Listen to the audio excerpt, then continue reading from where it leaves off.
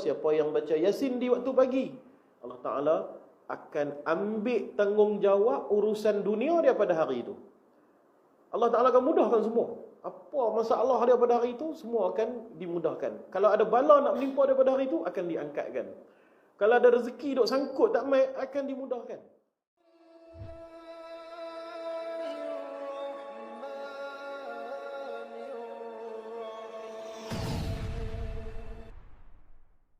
Allah Ta'ala minta kita ni, hati kena hidup. Hati kena hidup. Tiap-tiap hari kena ada disiplin ibadah kita. Hak 5 waktu ni wajib lah. Hak 5 waktu ni wajib lah. Hak ni pun ramai orang tak boleh nak buat. Sebab dia ghafilun, tenggelam dan lemas dalam dunia dia. Letih lah, inilah, itulah, macam-macam alasan bagi. Akhirnya dia mati dalam keadaan banyak solatnya yang ditinggalkan. Banyak hak-hak fardu yang dia telah tinggalkan. Jadi kalau kita ni dah boleh jaga sembahyang 5 waktu, alhamdulillah, kita jaga pula benda hak yang hak ni yang tambahan. Kita jaga sembahyang sunat kita, jaga zikir kita, jaga Quran kita. Kena ada SOP dalam hidup kita ni. Sebelum tidur mesti kena baca ini, baca ni, baca ni, baca ni. Bangun tidur nanti, sebelum subuh kena buat amalan ni, amalan ni, amalan ni. Buat. Dia kena ada satu jadual yang dia ikut. Mula-mula memang susah. Rupa macam kita ni tak biasa kerja dengan orang, duk kerja sendiri. Tiba-tiba kena kerja dengan orang, kena ikut jadual 8:5. Mula-mula susah. Lama-lama dia dah biasa. Dia akan istiqamah, buat benda sama tiap-tiap hari. Ulang alik 30 tahun, 40 tahun tu tak ada masalah. Begitu jugalah amal. Nak start susah. Tapi bila dia dah start, contohnya tiap-tiap pagi mesti baca Yasin. Mula-mula susah lah. Lama-lama Yasin tu macam tak ada apa dah. Kan? Baca mulut duk apai macam surah Fatihah dah pun. Sambil bawa kereta nak pergi kerja tu boleh habis Yasin dalam masa 10 minit je. 10 minit habis dah baca Yasin. Dalam hadis Nabi bagi tahu siapa yang baca Yasin di waktu pagi, Allah Ta'ala akan ambil tanggungjawab urusan dunia dia pada hari itu. Allah Ta'ala akan mudahkan semua. Apa masalah dia pada hari itu, semua akan dimudahkan. Kalau ada bala nak menimpa dia pada hari itu, akan diangkatkan. Kalau ada rezeki duk sangkut tak mai, akan dimudahkan. Baca Yasin pada waktu pagi ni adalah amalan yang sangat kuat. Amalan yang sangat kuat. Siapa yang boleh istiqamah baca Yasin pada waktu pagi, kita dengar Yasin tu lagi, kita baca seminggu sekali ya. Kena pecahkan minda tu. Kena pecahkan apa orang kata dinding yang rasa ibadah ni berat. Oi, orang baca Yasin setengah jam lama. Dah kena pecahkan benda tu semua. Kita kena masuk satu fasa. Sampai bila kita nak duduk di satu makam yang rendah, dia serupa macam dunia lah. Dulu kita ada basikal. Lepas tu ada duit banyak sikit, kita upgrade naik motor. Lepas tu kita naik kereta 2-3 biji. Lepas tu rumah, daripada rumah pondok naik ke rumah teres, naik ke rumah banglo. Mai tang dunia ni, dia akan upgrade mengikut umur kita. Mai tang ibadah, daripada dulu sampai lah qul Allahu ahad. Qul Allahu ahad. Allahu samad tu kan. Jadi apa kita nak jawab bila kita mati nanti? Allah Ta'ala akan tanya bab dunia hang upgrade tu. Upgrade tu daripada basikal sampai ke jet peribadi. Tu dia. Mai tang agama hang duk qul Allahu ahad inna ataina. Saya kira dia kata tak apalah, buatlah juga daripada orang lain tak buat. Orang lain punya pasal. Kita yang akan ditanya tentang masalah kita. Kita yang akan ditanya tentang amalan kita. Kita jangan duk bandingkan dengan orang lain. Orang lain akan jawab masalah dia. Dia tak semayang tu masalah dia dengan Tuhan. Tuhan akan tanya dia. Tuhan tak tanya kita. Awak dia tak semayang. Tanya saya apa siapa? Tanya dia. Dia yang tak semayang. Jadi kita jangan banding agama kita ni dengan orang lain. Kalau dok, kita malas nak beramal. Kita duk tengok orang lain tak buat, kita pun malas nak buat. Kan? Duk tengok orang lain tak pergi masjid, kita pun tak happy lah. Kita main masjid, kita rasa tak apa, aku main juga daripada orang lain tak main langsung. Jadi ulama kata jangan banding agama kita dengan orang lain. Kalau nak banding agama kita dengan orang lain, bandingkan dengan orang-orang soleh yang terdahulu. Orang-orang soleh yang terdahulu, buka kisah-kisah mereka. Ya Allah, mereka punya ibadat punya lah kuat. Kita duk fikir macam mana ni kan, kita ni sikit kan. Tengok imam tu buat sembahyang tahajud sampai 200 rakaat, 300 rakaat, kita garu kepala baca kan. Bila baca kisah-kisah orang soleh, kita nak banding dengan amalan kita, okey, kita akan rasa kerdil je. Tapi kalau kita duk banding dengan orang keliling kita, kita duk rasa kita soleh, aku pergi masjid, hang tak pergi masjid. Kan pula. Jadi kita kena upgrade ni. Kena cari zikir, kena cari doa, kena cari sesuatu amalan yang kita boleh istiqamah. Contohnya, amalan yang mudah untuk kita istiqamah, baca ayat kursi setiap kali lepas sembahyang. Baca ayat kursi setiap kali lepas sembahyang. Sibuk macam mana sekalipun, jangan tinggal ayat kursi lepas sembahyang. Dalam hadis Nabi beritahu, siapa yang baca ayat kursi setiap kali selepas solat, setiap kali selepas 5 waktu solat, maka tidak ada yang menghalang dia dengan syurga melainkan kematian. Tak ada halang dia dengan syurga melainkan kematian. Mana kata kematian tu yang menjadi dinding. Bila hang pecah ya dinding tu, hang mati ya pun terus masuk dalam syurga maksud dia. Makna kata membaca ayat kursi selepas setiap kali waktu solat akan mengkonfirmkan tempat kita dalam syurga. Betul ke? Betul lah. Pasal apa?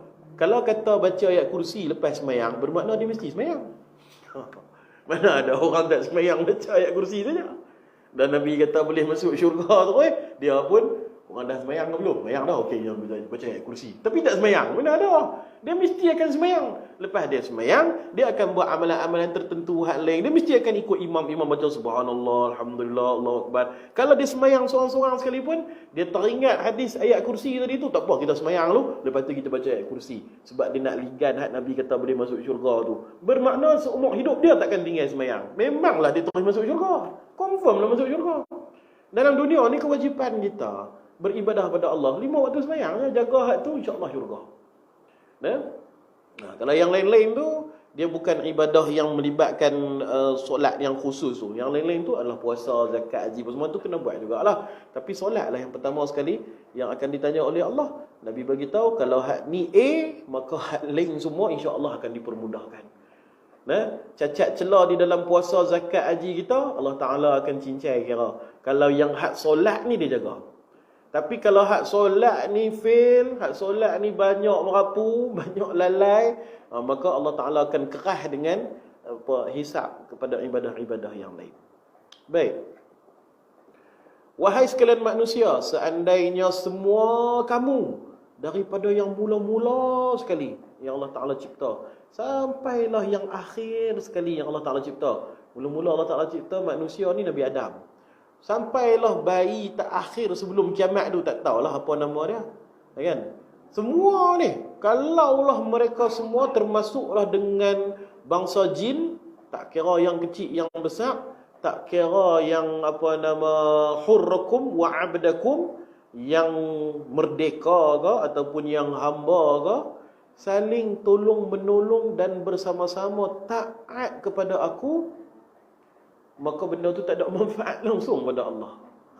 Tak tambah apa-apa pun daripada aku. Tak tambah apa pun. Cool lah. Kalau macam kita ni buat apa nama syarikat, kita contoh kita buka restoran.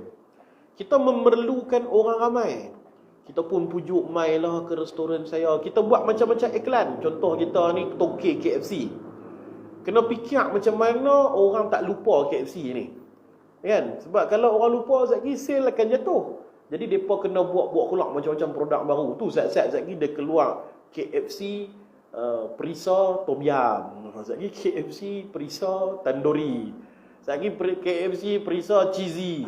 Dia duk buat promosi benda-benda padahal benda tu tak sedap pun. Kita makan hak original juga. Kita nak makan hak original tu juga. Sebab hak baru-baru semua ni, hak tu semua hanyalah promosi je. Nak bagi dia masuk dalam kepala kita balik. Sekejap kita pun teringat, KFC. Sekejap kita nampak logo KFC. KFC. Dia jadi satu psikologi. Minda separa sedap tu kan. Orang hak belajar psikologi, belajar pasal pengiklanan, dia tahu lah benda ni. Kadang benda tu dia tak iklan pun, dia buat logo lah. Logo. Macam McDonald kan, dia suruh bubuh stiker kat kereta kan. Orang tak payah cerita apa. Nampak, bila kita tengah buat kereta, nampak logo, teringat McDonald. Makan McDonald. Tak ada iklan apa pun. Tu kata pengiklanan menggunakan psikologi. Dia buh logo kan, dia buh M ya. Tengok M ya, orang terus melekat dalam kepala. Jadi kena iklan, kena ajak. Jadi kalau orang tak mai, bankrupt lah. Kalau lagi ramai orang main, lagi ramai orang sokong, semakin kaya dia. Jadi Allah Subhanahu Wa Taala bukan peniaga. Allah Ta'ala suruh kita semayang, suruh kita puasa, iklankan ni. Iklankan segala ibadah, aku bagi syurga, ini, macam-macam tawaran Allah Ta'ala bagi. Dan kalau semuanya taat pada Allah, Allah kata, aku tak untung apa pun. Tak ada untung apa pun, tak ada tambah sikit pun daripada kerajaanku. Tidak tambah walaupun sebiji zarah. Nah, tak sampai sebiji sejarah, sebiji zarah pun. Zarratun tu, apa zarah lah kalau dalam bahasa Melayu pun sebut zarah juga. Dia kalau orang putih dia panggil partikel. Satu sel kecil. Satu zarah kecil itu pun tak akan tambah daripada kerajaanku. Aku tak untung apa pun kalau hangpa semua sembahyang. Aku tak untung apa pun kalau hangpa semua tiba-tiba meninggalkan berhala, semua orang Kristian masuk Islam, semua Yahudi tiba-tiba jadi baik. Kan semua tokong-tokong semua dihancurkan oleh penyembah berhala, semua pakat jadi baik, tak ada kerosakan langsung atas muka bumi ni. Tak tambah apa-apa pun pada aku. Tak tambah keuntungan apa pun pada aku. Koklah saham naik turun, tak ada lah. Allah Ta'ala kata kalau hampa berkumpul lah jin, manusia, setan, nang siang, semua pakat bertaubat habis. Pun tengok pun pakat bertaubat habis, mau main masjid semayang. Tak tambah apa pun daripada kerajaan Allah. Allah kata tak tambah apa pun. Nah, jadi kalaulah semua buat keputusan untuk kufur pada Allah. Dengan nabi-nabi pun menentang Allah. Malaikat semua ajak geng, jom kita buat pemberontakan. Kita buat demonstrasi, tak puas hati dengan pemerintahan Allah. Contohlah kan, malaikat semua berguling-guling atas jalan raya apa semua, tak puas hati. Semua menentang Allah. Allah Ta'ala kata aku tak rugi apa pun. Tak rugi sikit walaupun sebesar zarah. Aku boleh hapuskan hampa semua ni dengan sekelip mata ya. Tak ada rugi apa langsung. Kalau kita sembah dia tak untung, kita kufur dia tak rugi. Tapi sebenarnya rugi dan untung tu pada kita. Kalau kita sembah kita untung, kita taat kita untung, kita tak taat kita yang rugi. Jadi Allah Ta'ala ni duk iklan kat kita, hantar Nabi, suruh ulama, suruh dakwah, hantar apa ni, orang-orang soleh, tak kadang tegur kita dan sebagainya. Semua tu kerana kebaikan Allah atas kita. Allah Ta'ala yang baik. Allah Ta'ala, apalah, ni kesian aku tengok orang. Orang mati tak buat amal ni, tak apalah. Allah Ta'ala pun hantar Nabi, bagi pesanan, tapi marah pula kat Nabi tu. Nabi dah tak ada dah. Hantarlah orang lain pula. Hantar orang tabligh ke, apa ke kan. Kita marah juga. Tak boleh. Hantar ustaz pula. Ustaz pun mereka pigam habis. Tak boleh juga. Nak hantar siapa lagi? Nak hantar siapa lagi? Aku dah tak tahu dah. Hampa duk ketegang siapa tu juga. Jadi Allah Ta'ala tak hantar Nabi pun, tak hantar pendakwah pun, tak hantar siapa sekalipun. Allah Ta'ala tak rugi apa. Kalau dia ni lah, kalau dia tak mau hantar siapa-siapa pun dia tak rugi apa. Lainlah kalau macam kita buat sesuatu marketing tu, kita buat sesuatu usaha tu sebab kita nakkan balasan. Kita nakkan sesuatu. Tapi Allah Ta'ala ni tidak ada apa-apa gharat. Tidak ada apa-apa yang memberi keuntungan kepada dia. Dia menyeru kita semata-mata sebab dia baik. Dia ajak kita masuk syurga. Dia suruh buat ibadah ni, dia suruh buat ini, dia hantar nabi-nabi nasihat kita. Semata-mata sebab dia baik ya. Maha baiknya Allah Subhanahu Wa Taala ni. Jadi Allah Taala ni bagi tahu sesiapa yang berjihad sebenarnya dia berjihad untuk diri dia sendiri. Jihad di sini bukan makna jihad perang. Orang duk ingat kalau sebut jihad je perang, jihad je perang.